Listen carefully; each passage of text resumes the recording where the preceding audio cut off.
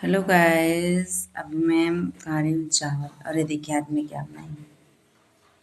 ये है उड़द दाल की बड़ी, ये भिंडी की भुंजिया और ये उसना चावल है। ये देखिए आज मैं उसना चावल बनाई हूँ। मैं सूखी सब्जी बनाई, मैं सोची किसी में खा लूँगी।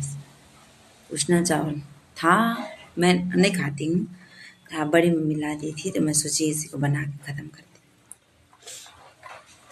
दी। गरम गरम ठीक लगता है उसना चावल। अब बारिश हो रही है, मैं सोची खा लेती हूँ। मौसम साफ करेगा तो फिर से बकरी निकालना है।